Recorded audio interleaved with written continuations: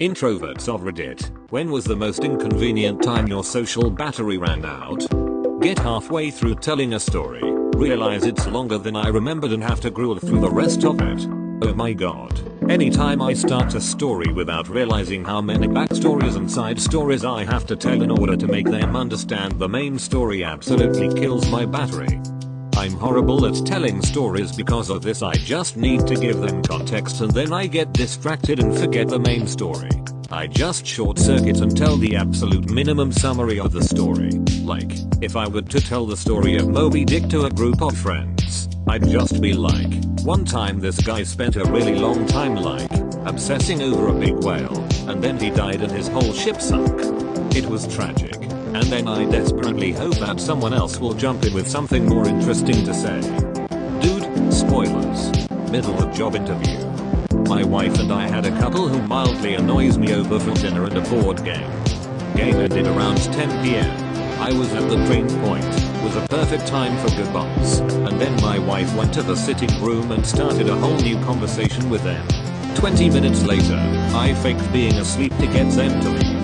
You and your wife are polar opposites, huh? Yup, I think introverts tend to marry extroverts. We call them our people shields. So, how'd you guys meet? Grab wife, put her between you and the undesirable.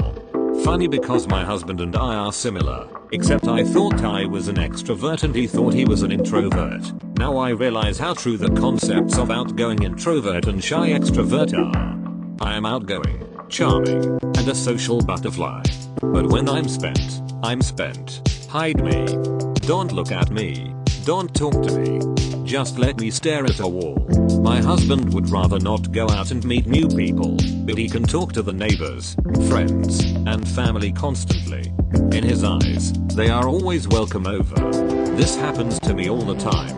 I'm always trying to explain to my wife that there's a time to start new conversations and a time to let things peter out to the old. Ah well, it's been a great night. I have been at a few parties where I just suddenly didn't want to be there and had to leave. It's like a light switch is shut off in my head. I've walked home rather than wait for my ride to be ready to go. I always find that those walks home, while frustrating to start, always ends up being somewhat refreshing for me. Even though I am not comfortably at home, I am doing what I want and not under social pressure. Not an introvert, but I was known among my party friends as the guy who just up and disappears. 99% of the time I just start walking somewhere. I've walked 6 miles home in the middle of winter. One of the most peaceful and tranquil times I can remember during college. Winter nights walks are one of the greatest things you can experience in home. I swear nothing calms me down like a stroll, as long as the walking area is safe and low in traffic. There is a stream river paved trail behind my apartment. It can either be dead or super busy. Walking it after a good rain while it's still a little damp and cold and cloudy is heaven. Few people, good smells, not too hot. I have mastered the Irish goodbye. I'll get a text hours later. Where did you go, bitch? You know where I went. Home. Wait, there's a name for that. That's my jam. I usually just call it sorry. I went to my truck and I decided I needed to go home and feed the horses and I got so distracted I forgot to text you. Anchoring my comment to yours to offer a bit of advice to those wishing to master this essential social skill. If anyone notices you making your way out and asks, "Are you leaving?" then lie straight through your teeth by assuring them you are stepping out only for a brief time. Don't offer too many details or else they might seize on the pretext to join you. If they press, make the activity seem personal, e.g. you are looking for someone to ask a private question or need to take a phone call outside where it is quiet, or else provide a false reason why you could not be leaving yet, e.g. haha, no, my coat is in the master bedroom and I sure as hell am not leaving without that, I'll just be a second. Heed this advice and you will complete your journey to becoming a leprechaun level Irish goodbye artist in no time. So I'm a habitual perpetrator of the Irish goodbye, but only in certain circumstances. If someone's invited me to their home, I'll bid my farewells to the host only as I'm hustling to fuck right off home. I thank them for their hospitality, tell them we should do it again sometime, and then vanish. I grew up with the Midwest farewells and I fucking hate that extra half an hour standing at the door dancing around the finality of saying goodnight. If I'm out with friends in a social drinking situation, bar, pub, etc., my tendency to vanish without word increases the larger the group gets. I'll never tell that out till last call friend I'm leaving because they will try to guilt me into staying and fucking Sharon. You may have not had enough, but I have. Work events. The only friend I tell is the one I made a pact with at the start of the night. It stipulates that if we run into one another when one of us is leaving, we offer the other person an escape under the guise of sharing a taxi. If she doesn't see me or I don't see her, we just exit and tell no one. Man, my social battery is always drained by 9:30. I could be at a party and I'm over it by 9:30 AM or PM. The moment I walked into a party, my roommate had taken me along with him and I knew no one there, so I pulled a Batman and vanished while he was looking away. Probably any of those times where my friend would say, hey man, we're gonna just be a few people playing Smash Bros or Mario Kart. Gonna hit the bong, wanna chill? And I'm like, yeah sure, sounds good. I get there, and legit 20 minutes in, friend is like, oh shit, you're there's a party tonight, let's hit the bar then go the party, and I'm like, yeah sounds good, but I'm secretly like no.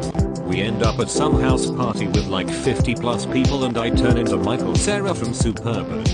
Why do I do this? That's how they get you.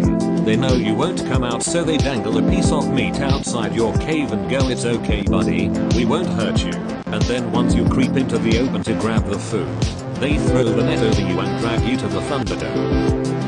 Drag you to the Thunderdome. 2 introverts go in and out. 2 introverts come out because frankly the crowd got bored watching them stand awkwardly on opposite sides of the Thunderdome. Introverted doesn't mean socially inept. I'm a crew lead at work, constantly talking on the radio, managing maintenance teams, yada yada. But I'm introverted to the point that I need to be alone after the workday to let my brain recover from the day of interaction. If it's a long or particularly stressful week, I need more than an evening and I'll want literally zero human contact for a couple few days. Some people like to go out drinking after work. I like to have no humans in my sight or sound range. If I can't have space and time to myself to recharge, I get cranky and mean, and it's in no way awkward to tell people to F off. I am the same 100%, and I get to a point sometimes where I can't believe I have to explain to others I don't want to socialize 24/7. Don't go. Seriously, you signed up for one thing and your friends changed the plan. You can say not my scene. Have fun guys. Why don't put yourself in situations you hate. At work, I work as a cashier and this was 3 hours before my shift ended. Hey, how's it going?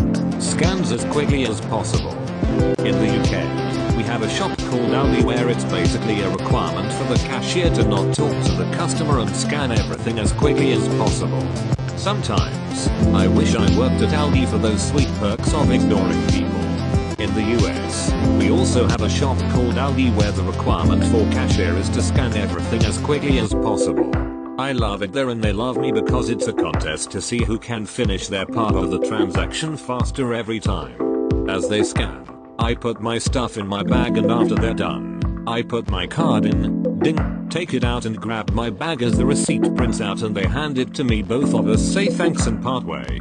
15 seconds after they finish scanning my last item is when I'm out the door. Every business should be run like Aldi. At the family dinner right after my brother's funeral. At the funeral, I was able to be that person that received all the hugs and said hello to a ton of people I hadn't seen in years. I kept it together for the most part. However, I also have a really big and overly dramatic family, and by the end of it all I was ready to be alone. So I was happy sitting in my chair at the table while everyone else mingled among themselves. I was an orientation leader, basically a long week of showing freshmen around campus, and I crashed hard by Wednesday. Little did I know we were also expected to go out partying with the staff in the evenings, so our days would be 8 AM to 10 PM with the first years, then 11 PM to 2 AM with our staff. It was hell. In the middle of a conversation with my extrovert friend who dragged me to this party, wouldn't stop bugging me about it. Guess I looked bummed. I hate when people call you out on being an introvert and make it seem like they're better than you cause they're always surrounded by people.